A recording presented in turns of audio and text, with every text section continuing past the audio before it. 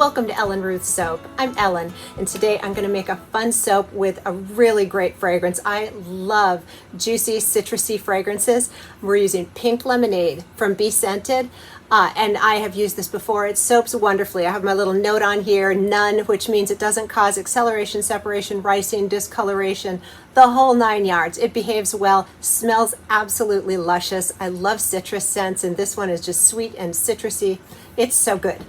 Pink lemonade. So I'm thinking of pinks. So the first pink that I want to use is Hollywood Pink from Nurture Soap. And this is vibrant, beautiful. It's lovely. It's so fun.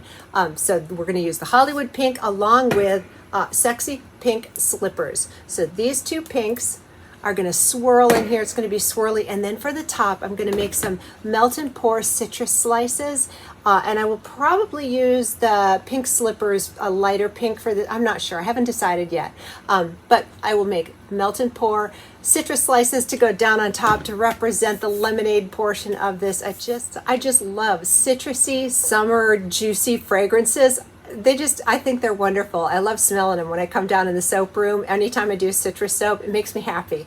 I will be doing aloe vera in the lye solution today, so this will be aloe vera soap, and I've got to get everything pulled together, get my lye solution cooling, and we will come back and make some pink lemonade soap. All right, we're back with soap additives, and here are my little embeds that I made earlier today. Aren't they cute? And I used the pink slippers pink in this with a clear melt and pour soap base. So there they are, all ready to go down on top.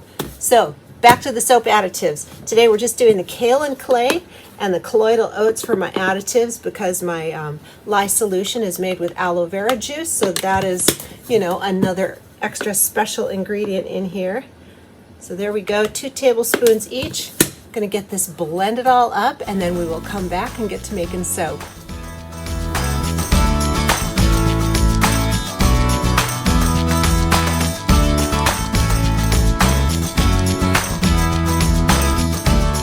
Are back, and here is my aloe vera lye solution, and what I do is it's aloe vera juice. I get asked a lot, is it aloe vera gel or juice? This is the juice. It comes in 1 gallon containers.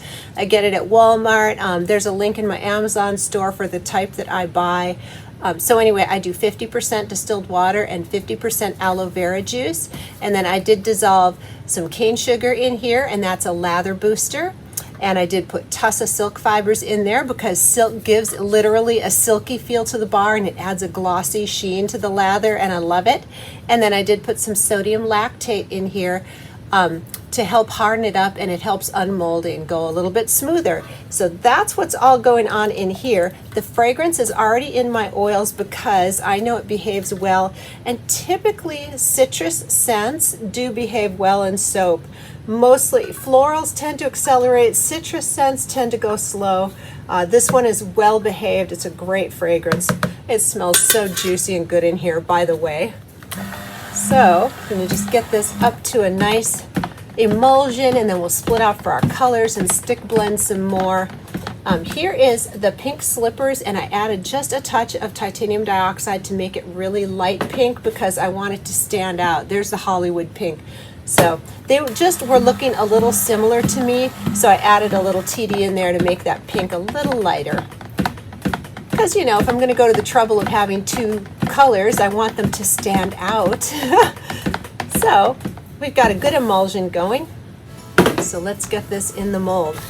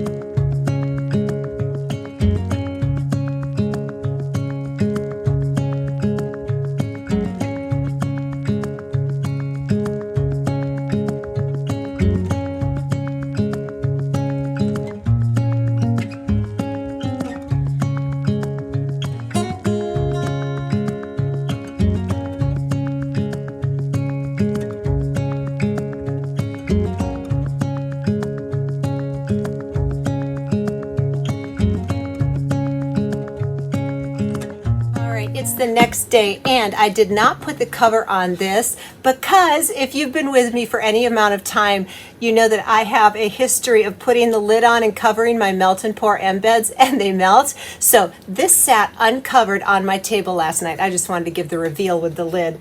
But and I'm happy to report that none of my embeds melted.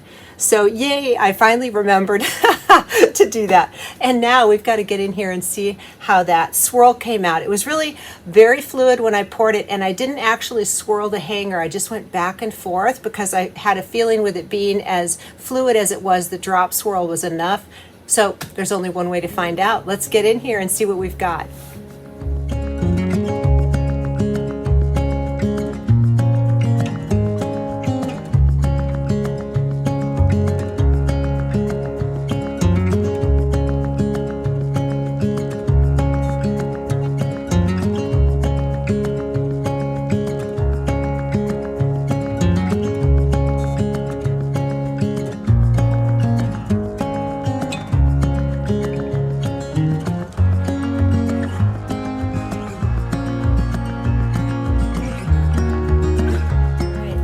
Get into our first loaf. I am so happy with how the colors came out, and now my big challenge is getting this cut without lopping off any of the embeds on top. This is always my challenge. So let's see. All right, let's give it a go. Ooh, I think we made it. Very good. Oh, we are going to have some pretty swirls. Look at that. So pretty. Oh my word. And the scent is wonderful.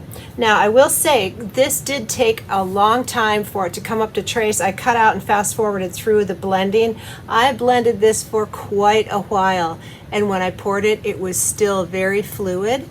So these are very soft, so I'm going to let these sit overnight again before I come back in and do beveling and stamping. Sometimes when you have a really slow-moving fragrance, it just takes a little bit of time for the soap to really harden up. Not sure what all is going on, the chemistry of that, but it's just a fact of soap making. These are so pretty. I think I'm even going to have some soapy patterns, even though I didn't actually swirl the hanger tool. You know, there are so many different directions and ways to run your hanger tool through a soap.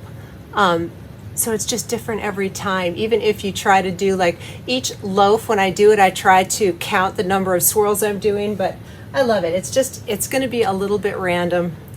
That element of human, you know, side. It's not mechanical, it's hand done. I love that. Oh, these colors are fab. So yeah, this fragrance is a dream to work with if you had a really intricate pattern you wanted to do, or something where you needed a lot of time to work. This fragrance would do you right. All right, next loaf, and I'm going to try and hold this up here to the camera. If you can see a little bit of pooling around the base of the embeds there, even though this was uncovered, I'm not sure if I achieved gel phase, but it got hot enough to where you can see just a little bit. I didn't know if the camera was picking that up, but yeah, soap in the mold can get pretty hot. So if you ever don't want gel phase, setting it on the counter isn't good enough. You'd probably want to throw it in the fridge. I wasn't worried about stopping gel phase. I just didn't want to melt my tops on here, and I'm so glad that I remembered to leave it uncovered. If you've seen past videos of mine, there have been several times where I've forgotten, covered my melt and pour embeds, and had a melty mess the next day. So, you know, it keeps you humble, right? Oh my goodness, look at those swirls. So fun. Love it, love it. So between the juicy, citrusy lemonade scent and the aloe vera and stuff, these just give me all the good feels. Very happy with these.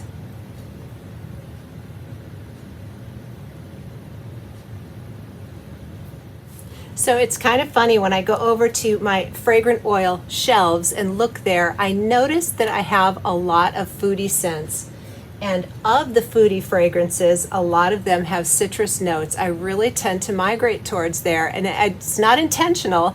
I'm not like picking out only citrus on purpose, but I just tend to migrate towards those fragrances. for two reasons. One is I think they smell fantastic. And the other one is citrus fragrances, like I said earlier, do tend to behave well in soaps. So yeah, I'm not a big floral fan. The fragrances, I'm very touchy about my florals. I've found a few that I love, but not that many. And florals can be notorious for speeding trace. So it's like, I wonder if it's a double negative in my mind when I'm picking out a fragrance, because I know like certain fragrances will accelerate and I really don't like that. I don't know, maybe that's in the back of my head when I'm picking.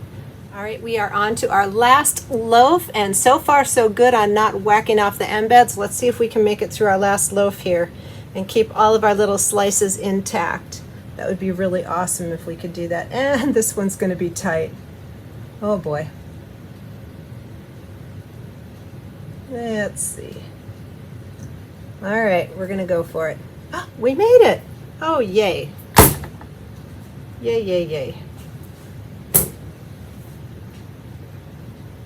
Well, I am definitely going to have some soapy patterns at the end of this. But again, because these are soft, I'm going to let them sit at least overnight, maybe even a couple days before I come in and do the beveling, stamping. Stamping's a very aggressive thing on your soap bars, so if they're soft at all, you'll like smush them and it's not good. Just trust me on that.